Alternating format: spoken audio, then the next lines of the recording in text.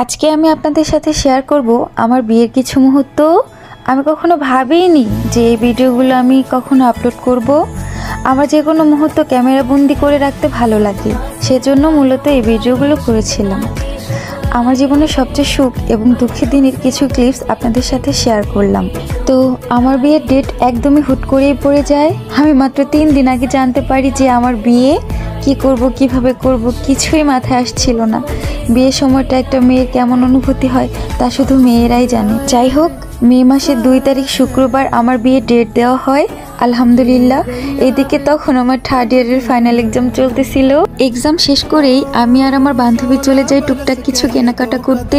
আমার ইচ্ছা ছিল বিয়েটা একদম ঘরোয়া ভাবে হবে, কিন্তু আমার বাবা আমার ইচ্ছা থেকে অনেক বেশি। এইদিকে আমার মেহেদি দেওয়া দেখে আমার ভাই এসেছে মেহেদি দিতে। আমার সাঙ্গপাঙ্গর আনন্দ যেন কমছেই না। ওরা আমার বিয়েতে অনেক মজা করেছে। আমার বিয়ে একদম হুট করে হয়ে যাওয়ার কারণে অনেক কাছের মানুষদের জানাতে পারিনি। সবকিছু ঠিক থাকলে আমরা আমাদের বিয়ের প্রোগ্রামটা খুব তাড়াতাড়ি আবার করব ইনশাল্লাহ। পরীক্ষা দিয়ে বাসায় ফিরতে ফিরতে রাত 9টা বেজে যায়। বাসায় ফিরে দেখি আমার সাঙ্গপাঙ্গ সব বসে আছে আমার জন্য। সবাই মিলে মেহেদি দিলাম, একটু মজাও করলাম। তারপর আমি সবাইকে দেখাচ্ছিলাম ওই বাড়ি থেকে আমাকে কি কি দেওয়া হয়েছিল। একদিনের মধ্যে আমার হাজবেন্ড যতটুকু পেরেছে দেওয়ার চেষ্টা করেছে। আর তখন আমাকে বলেছিল নেক্সট টাইম আমার কোনো শখ অপূর্ণ থাকবে না। একদম ঘরোয়াভাবে হলুদ গোসল করার ইচ্ছা ছিল আমার। মেহেদি দিয়ে সবার হাতে কেয়ার বিয়ে লিখে দিয়েছিলাম। এই আইডিয়াটা কিন্তু আমার ছিল। আমি অনেক নার্ভাস ছিলাম। এমন ফিলিংস আমার লাইফে কখনোই হয়নি। আমার প্ল্যান ছিল হলুদ গোসল করা, এর জন্য এইভাবে শাড়ি পরেছিলাম, কিন্তু সেটা হয়নি। সন্ধ্যা হয়ে যাওয়ার কারণে আমাকে আর সেদিন গোসল করানো হয় না। এইদিকে আমার ছোট ছোট স্টুডেন্টগুলো আমাকে দেখার জন্য এসে পড়েছে।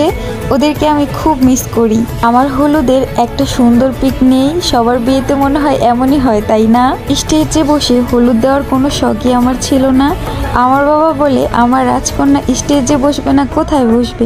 সেজন্য সবাই মিলে আমাকে স্টেজে বসিয়ে দেয়। আমার একমাত্র ইমোশনের জায়গা হচ্ছে আমার বাবা। আমার বাবাকে আমি যতবার দেখেছি ততবারই কান্না করেছি। এই মোমেন্টটা আসলে প্রকাশ করার মতো না। আমার কান্না দেখে ওইখানকার সবাই ইমোশনাল হয়ে গিয়েছিল। আমার ফ্যামিলির মতো ফ্যামিলি পাওয়া ভাগ্যের ব্যাপার। আলহামদুলিল্লাহ, আল্লাহর কাছে হাজার শুকরিয়া যে এত ভালো পরিবার আমি পেয়েছি। সবাই আমার জন্য দোয়া করবেন যেন আমি সবসময় ভালো থাকি। হলুদ শেষে ওরা সবাই রং মাখামাখি করতেছিল। রং মেখে এক একজন তো ভূত হয়ে গিয়েছে। আমার ছোট ভাই অনেক সুন্দর গান আর গিটার বাজাতে পারে। ওরা এখানে গান গাচ্ছিল আর সবাই মিলে তা শুনছিল। বিয়ের দিন সকালবেলা